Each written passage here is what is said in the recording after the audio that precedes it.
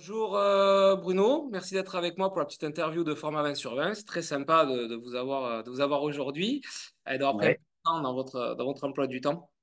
Alors, votre actualité aujourd'hui, bientôt tournage, un peu de théâtre peut-être? Le théâtre, ce sera pour l'année prochaine, une pièce de Sacha Guitry. Pour l'instant, je m'en vais tourner. Là, je viens de tourner un film qui passe dans quelques jours. Enfin, j'ai tourné il y a quelques mois un film qui va passer dans quelques jours avec Claudia Tagbo, qui s'appelle Mhm. Disparition, qui va passer le 24 avril sur France Télévisions. Je m'en vais la semaine prochaine avec Gilles Alma sur une série qui s'appelle César Wagner, Oui. où je vais faire un guest, donc avec lui, Olivia Cotte. Et Mhm. je suis très heureux de partir sur cette série. Olivia Cotte est une très vieille amie, sans lui faire offense à moi. Je l'ai produite à une époque dans une série qui s'appelait Vous les femmes. Et je Oui. suis très heureux, et très heureux de partir à la découverte de Gilles Alma, qui est un type que j'apprécie beaucoup. Je sais que vous l'avez rencontré il n'y a pas très longtemps et que vous avez fait une interview avec lui. Et le destin, l'heureuse coïncidence veut que je m'en vais tourner, que je m'en aille tourner avec lui un rôle de viticulteur Super. dans la région alsacienne. Donc, je suis autour du Riesling, du Gewürztraminer, tout ça. Donc, je joue un viticulteur un peu louche, mais je vous en dirai pas plus. Ah non. Malvoyant, mais là non plus, je vous en dirai pas plus. Et voilà, avec ce César Wagner, hypochondriaque. Donc voilà, je rejoins Gilles Alma sur cette série.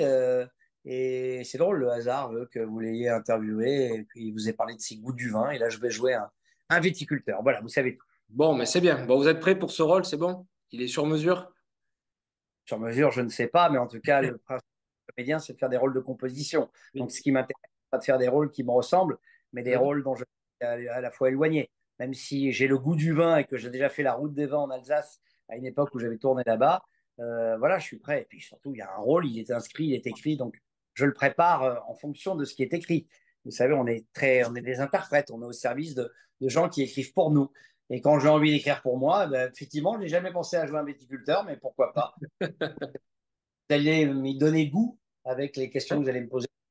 Peut-être, en plus 5h30. Bon, après, c'est pour passer à table presque à l'apéro. Ça va peut-être ouvrir l'appétit pour Mais je l'apéro. suis pas très apéro, moi. Ah bon. Barbecue, apéro, c'est pas trop mes trucs. Bon. Alors, Bruno, vous êtes plutôt blanc, rouge, rosé, champagne? Non, rouge, rouge et blanc, rosé quand l'occasion se présente, même si ils ont fait beaucoup de progrès. À une époque, le rosé, c'était juste, c'était pas digne de s'appeler un vin. J'ai goûté des rosés tellement dégueulasses à une époque, mais comme il y a beaucoup d'amateurs de rosé en été, je sais que les viticulteurs ont fait de gros progrès, que ce soit en Corse ou dans le sud de la France, si on tombe sur des rosés maintenant qui sont d'excellents vins. Oui. D'ailleurs, c'est encore une fois, le hasard veut que la série que j'ai tournée il n'y a pas longtemps, qui est passée au mois de février, qui s'appelait Tout cela, je te le donnerai, dans lequel je jouais un flic, un enquêteur. Ça se passait dans le milieu du vin Mhm. et notamment d'une exploitation de rosé tenue par Nicole Calfan et qui D'accord. était dans la série considéré comme à ce moment-là le meilleur rosé du monde. Et il tenait à garder cette étiquette prestigieuse, et à juste titre. Et c'est vrai que les rosés ont beaucoup progressé. Mais vraiment, moi, j'ai une grande tendresse pour le rouge et Mhm. pour les blancs de Bourgogne. Et les rouges, alors là, les rouges, je suis plus, j'ai une grande tendresse pour les rouges, les Bordelais, les Côtes-du-Rhône, Mhm. les vins de Pierre de Nîmes, et puis aussi, évidemment, les Bourgognes, qui pour moi, même si je suis plutôt du sud-ouest, Eh oui. reste, quand vous goûtez à un grand Bourgogne, Mhm. vous comprenez que c'est toute la poésie du vin, je trouve, même s'il y a des Bordeaux qui m'amènent très très loin, hein. Bien sûr. Donc pour vous, un vin en particulier que vous adorez, on va rester sur un Bourgogne. Vraiment, s'il y a une bouteille à sortir, vraiment À un l'Oc- mignon. à l'Oc-Porton, certains, Ouais. voilà, puis, j'aime beaucoup ça, j'aime beaucoup.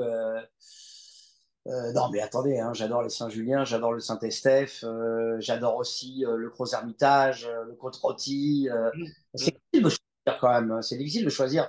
Moi, à partir du moment où les vins me racontent quelque chose, où je les accorde bien, où je les bois avec des gens qui s'y connaissent aussi, parce que boire un vin tout seul, sans avoir son historique, des fois, ça peut être juste le boire. Mais quand Mhm. l'histoire vous est racontée, quand on sait vous interpeller autour de ce que vous allez éprouver comme émotion, je trouve ça bien de le boire avec des gens qui s'y connaissent ou qui vous racontent le vin. Parce qu'il y a une histoire derrière le vin, plus que Mhm. n'importe quel alcool. Bien sûr. Puis le partage, c'est important aussi, hein. C'est ça, c'est Ah, vraiment, oui, oui. vous dites, c'est pas de le boire, Moi, je disais effectivement. que je suis pas très apéro, c'est que le côté rituel de l'apéro à telle heure, etc., je trouve que le vin se prête pas vraiment à l'apéro. Le vin se prête à un accord gustatif qui va souvent avec, que ce soit un poisson, que ce soit un Mhm. plat, un ragoût, une Bien sûr. viande, un plat de légumes même, des fromages. Je trouve Mhm. que le vin raconte une histoire de compagnonnage. Mhm. Il déguste, le déguster seul pour seul, ça c'est dans le cas où vous devez choisir un vin, Mhm. vous allez goûter avec des gens qui s'y connaissent, Mhm. un caviste, un producteur qui vous dit tiens, goûte-moi ça et tout. Mais moi, ce que j'aime, c'est l'accorder quelque chose. Donc, le côté apéritif, il arrive de prendre l'apéritif, hein, mais c'est pas quelque chose que j'ai sanctuarisé, comme les D'accord. barbecues. Tout Pas à pour les fait. barbecues. Mais justement, le plat idéal, par exemple, pour vous, alors si on part sur une bouteille, on reste sur l'AOC Corton, par exemple, avec quoi vous aimeriez le boire? Bah, avec un bœuf en dos, par exemple, Ouais, un bœuf carré. bon, ça. Ouais, c'est ça. Voilà, une très bonne viande braisée avec une sauce discrète, pas trop lourde, Hmm. avec un grand vin. J'adore ça. Un côte rôti, j'aime bu à la dernière fois un côte rôti avec un navarin d'agneau Ah qui oui, s'accordait formidablement bien. Et là, oui, j'ai pris un grand plaisir. Ouais. ah oui, donc Le c'est vin ça. blanc, je peux le boire tout seul, à la limite, des fois. Mais voilà, un pouilly fumé ou Hmm. un grand chablis premier cru, ça, c'est des vins qui me mettent des frissons.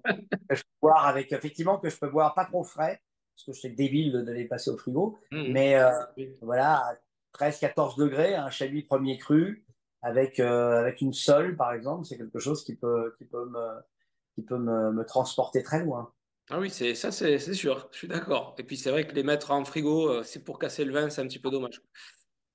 Non, non, c'est pour ça qu'à l'époque, on mettait des mauvais rosés ou des mauvais blancs Hmm. ou des rouges d'Anjou. Et là aussi, par exemple, moi, longtemps, j'aimais pas les rouges d'Anjou. Et puis, on m'a fait découvrir par des gens qui s'y connaissent, tout simplement. Hmm. C'est toujours pareil. À partir du moment où vous avez affaire à des gens qui vous disent, mais goûte ce vin, goûte ce nectar, goûte cette quille, elle est particulière, vous vous rendez compte qu'il y a plein de viticulteurs qui font un travail absolument Oui. formidable. Il y a plein de vignobles qui ont été longtemps oubliés. Je pense à des Fitou, à des Busé, à Cao. ouais, des vins du Sud-Ouest qui ont longtemps été mis un peu de côté. Et aujourd'hui, il y a des gens qui font un travail formidable, même en vin biologique encore plus, Hmm, hmm. et qui sont à la recherche d'un terroir, d'une histoire, etc., et que je trouve très intéressante. Ouais. Ouais, ça c'est important. Vous avez une région, un pays viticole que vous aimeriez découvrir?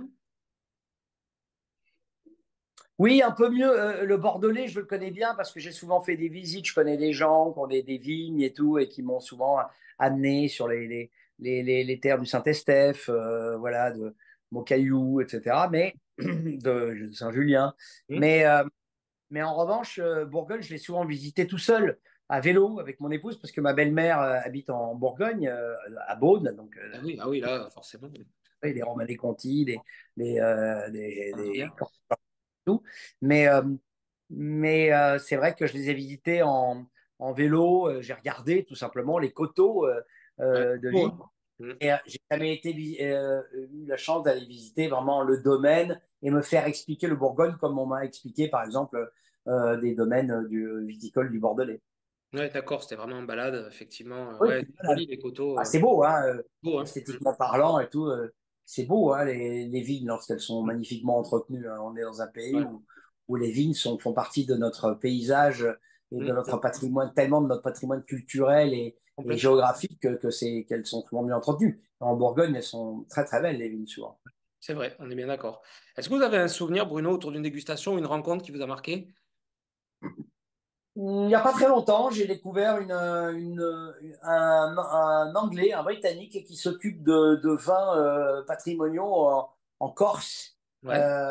du côté. Alors, c'est pas le domaine patrimonial, pardon, hein, mais excusez-moi, je me suis trompé, mais en Corse, c'est un Anglais qui est tombé amoureux de la région située entre Calvi et l'Île-Rousse et Ouais. qui a tout un domaine viticole très bien exposé avec des vins qui fait du rosé, du blanc et du rouge, Hmm. mais avec une sorte de délicatesse et de respect de ses cépages évidemment, mais de son sol, et qui en a fait quelque chose de formidable. J'aime bien quand voilà, un Anglais vient s'intéresser à nos vins et il est fait dans la tradition française tout en y mettant son élégance et son goût, évidemment. Et c'était une très belle visite, assez longue. On a passé pas mal de temps ensemble pendant mes vacances en Corse dernièrement. Et ça m'a beaucoup touché. Ça fait Qu'il un me fasse souvenir. oui, qu'il arrive son Angleterre natale et qu'il se soit pris de passion pour cette région et qu'il ait envie de cultiver son vin. J'ai trouvé ça très élégant de sa part, très britannique. Ben, surtout, voilà, que les Anglais, ils commencent à planter de la vigne aussi, hein, avec le réchauffement climatique, et ils vont Bien avoir sûr. des belles Ah vignes oui, oui, dans pas ouais. longtemps. Dans pas longtemps, Bientôt, on aura des vins à 14 degrés en Bretagne, hein, ça c'est clair, hein. c'est sûr.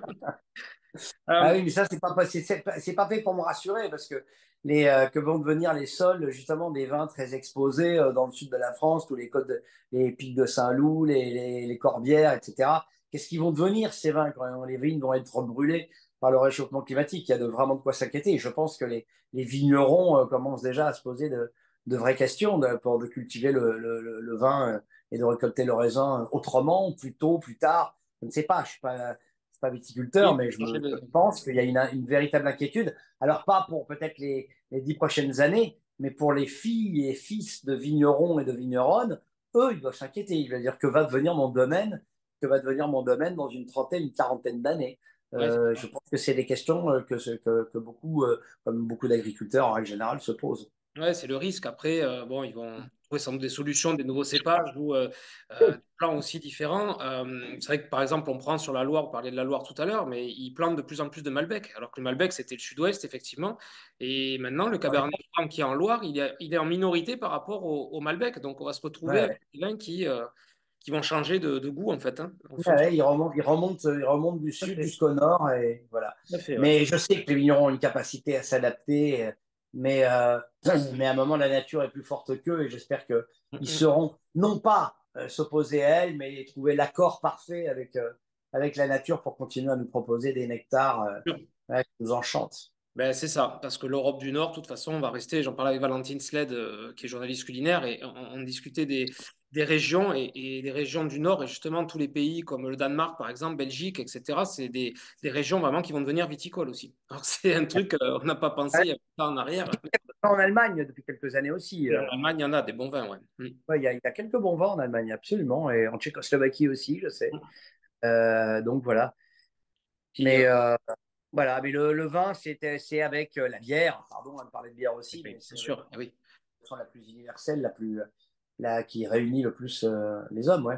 Mais qui est Le pain. repassé derrière, hein, la bière est repassée derrière le vin cette année, heureusement pour le. Ah, Il je s'est ne savais pas. passé juste derrière. Je ne Euh, savais pas. Bruno, si vous deviez choisir une personne célèbre, vivante ou disparue, avec qui vous aimeriez partager un verre, alors vous avez écrit hein, Le Voyageur d'Histoire, notamment Les Visiteurs d'Histoire, que j'ai dans ma bibliothèque, des super bouquins. Donc justement, ça, c'est l'occasion de voir avec quelle personne célèbre vous aimeriez. Ah ben là, dans le premier comme dans le second, mais dans le second notamment, j'ai partagé du vin avec Rabelais, Ouais, mais avec Rabelais et plus précisément encore avec Brillat-Savarin. ouais, Jean-Antelme Brillat-Savarin, qui est l'inventeur de la gastronomie. Le mot existait, mais c'est le premier qu'on a défini l'essence même et qui a commencé à parler de la gastronomie de manière presque philosophique, comme un acte sociétal, quoi. Et donc, tout à fait. Ouais. il a écrit La physiologie du goût. Et dans mon livre, effectivement, je pars à sa rencontre, je me fais contemporain de son époque. Il me fait partager un blanc qui est le blanc de sa région, qui est le blanc de Bugey, qui est un blanc assez rare. Et que, après que j'ai fait des recherches sur Brillat-Savarin et que donc j'ai fait cette rencontre imaginaire avec lui où je deviens son commis de cuisine, où on Ouais. partage un plat et notamment ce blanc, Mhm. je ne le connaissais pas. C'est en faisant des recherches sur Brillat-Savarin que j'ai découvert ce vin et donc je me suis empressé Sûr. un voyage récent dans la région de goûter le blanc de Bugey. Et dans un restaurant, il le proposait. J'étais comme un dingue. Et le sentiment effectivement, de partager au-delà du temps, au-delà voilà, voilà, des époques et au-delà voilà, de l'au-delà, justement. Eh Et oui, il faut voir un vin de delà. ben, exactement. Avec Bria Savarin, c'était un grand moment. Ouais, c'est un bon choix en plus. Je pense que ça va être sympa. Ouais, Ça va être sympa. ouais. Et enfin, Bruno, j'en pensais que vous auriez dit Yvan Le Bolloc, mais enfin, bon, tant pis. Et... Ah non, non, mais, bon, mais pas un grand amateur de vin. Il aime Ah ouais, bien le vin. Il aime bien d'accord. le vin, mais il n'a pas comme moi le D'accord. goût de trouver le vin qui s'accorde bien. Tu vois, quand je vais manger avec lui ou quand il vient à la maison ou quand je suis allé manger chez lui, souvent, je lui dis, j'amène quoi comme vin? Qu'est-ce que vous cuisinez? Il me dit, oh, je te laisse. Ah Enfin oui, bon, d'accord. il me dit, oh, je te laisse. Alors après, il apprécie, etc. Mais il en parle peut-être avec moins il n'a pas, il a pas encore la philosophie du vin. C'est Ouais, pas, le c'est quelque plaisir. il est plus cidre, hein, il a un côté très breton. Ah Voilà. oui, c'est ça, c'est le Pas des problème. vins en Bretagne qui s'intéressera plus. Vous savez, il est très, très bretonnant, Yvan, hein, genre très, très chauvin, hein. Donc, dans ta région, il n'y a pas nécessairement beaucoup de pinards. Donc, pour l'instant, il s'intéresse Bon, des lèvres. dans quelques années. Bon. Et Oui. enfin, Bruno, pour terminer avec le fromage, plutôt team blanc ou team rouge? Alors, ça dépend des fromages. Mm. Euh, Ça dépend des fromages, mais avec des chèvres, j'aime bien des blancs un peu fruités. Ouais. Voilà, et avec le camembert, enfin, c'est sûr que avec le camembert, goûter un certain Bourgogne, certain Pinot, ça me ravit. Mais depuis quelque temps, j'ai découvert que, m'en voulais pas, hein, mais que le Non. camembert, c'était délicieux avec le cidre. Ah ouais. Et c'est pas pour rien, hein, le camembert et le cidre, voilà, c'est la même région. Mais c'est vrai que je pense que l'aliment que je trouve le plus formidable avec, vous me voyez toujours là? Oui. Ouais, ouais, c'est bon. L'aliment que je trouve le plus formidable, effectivement, avec le, avec le vin, c'est sans aucun doute, oui, le fromage. Ouais. Ouais. En plus, il y a autant il y a tellement dans notre pays, tellement de régions à fromage. Chaque région a son fromage, encore plus que Oui, le vin. Effectivement, à chaque fois, on peut trouver le vin qui s'accorde le mieux. Et voilà. Il complètement. m'arrive, hein, je ne suis pas un spécialiste, moi, hein, j'aime le vin et tout. J'aime entendre ceux qui le connaissent, j'aime entendre les spécialistes comme vous qui me parlent du vin, qui l'évoquent, qui m'expliquent comment il est fait, qui est ses Sûr. subtilités, ses trésors cachés. J'aime l'entendre parce que moi, ma joie d'apprendre le vin est plus grande encore que celle de le connaître, parce que le connaître bien, ce serait très prétentieux. Donc ma Mhm. joie d'apprendre sur le vin est plus grande. Mais pour autant, c'est vrai que il m'arrive, lorsque j'achète un bon fromage ou certains plats, d'aller sur sur Google, parce que je suis pas Mhm. sur les réseaux sociaux, moi, Ouais. et d'aller et chercher l'accord parfait et de trouver, et peut-être même, j'ai une petite cave ici, là, Ouais. juste là. Alors là, elle est un peu vide, là, parce que, parce que j'ai reçu pas mal, voilà.